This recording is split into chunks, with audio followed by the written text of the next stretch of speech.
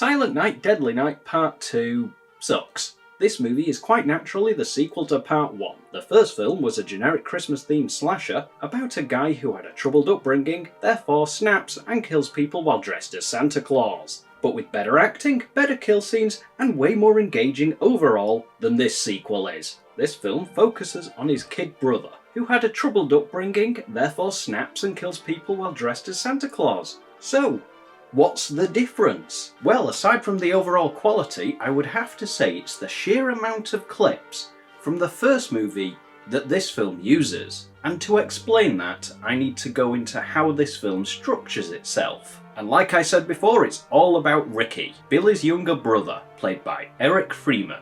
He got locked up because he snapped and said garbage day while killing people. Garbage day! Huh? No! Look, taking out the rubbish is boring enough. The last thing anyone needs is being shot while performing the mundane task. So don't be a dick. Also, that, what I guess is supposed to be manic laughter, doesn't make you look crazy, just goofy.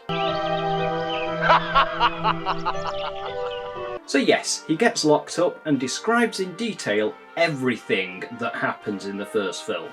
And that is when the insane amount of clips from the first film comes into it. Almost half of this movie is just clips of the first film. 40 minutes. 4 and a 0 of minutes of clips from the first film narrated by Ricky. Half the movie is a recap.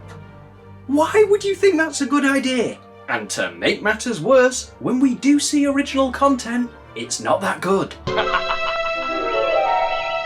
After the insane recap, his story does go on to tell us what happened to him after the first movie. In that he was adopted, Christmas was always a trigger for him, he got a girlfriend and supposedly tried to live a normal life. Slight problem though, we are hearing this from someone who sounds like a twisted killer that enjoys it, who has already done all of these bad things, so it's hard to root for him. Even when we see him with his girlfriend, he just looks evil. Let's get out of here. No, I'm beginning to like this picture.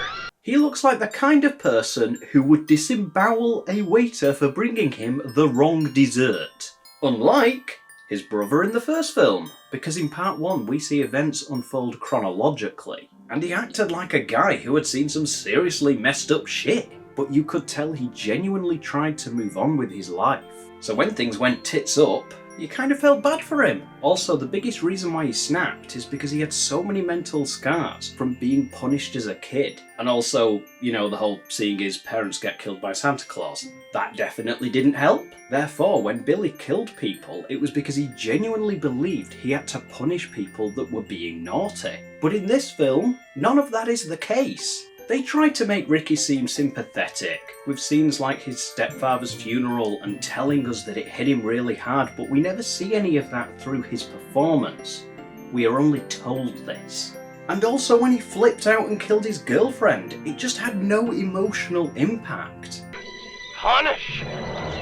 Uh-oh. As for Ricky believing he had to punish the naughty, no, not so much. He does claim that people being naughty need to be punished, but at the same time, he also killed random people while doing a stupid laugh. So yeah, Ricky certainly has a weaker backstory. That was my problem.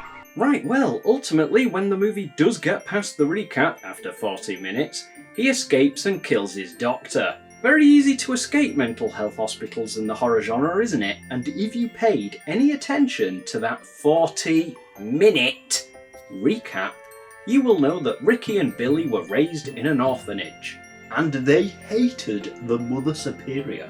To be fair, she was a bit of a cow. Well, Billy tried to kill her in the last film, but got stopped. So Ricky goes out and gives it the old college try. You are being very, very naughty! Naughty this! He kills her, and then gets shot. The end. What a bucket of pig swirl. The acting is okay, I guess. Bit cheesy, but okay. This film really doesn't have much going for it at all, and is in every single way inferior to the first one, in that we see Billy's story in more detail.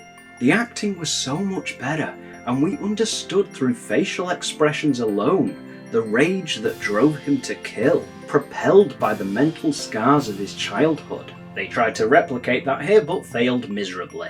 I mean, how could they not fail when so much of the movie is just clips from the first film? Overall, it's a weak sequel which I will most likely never watch again. See you next time.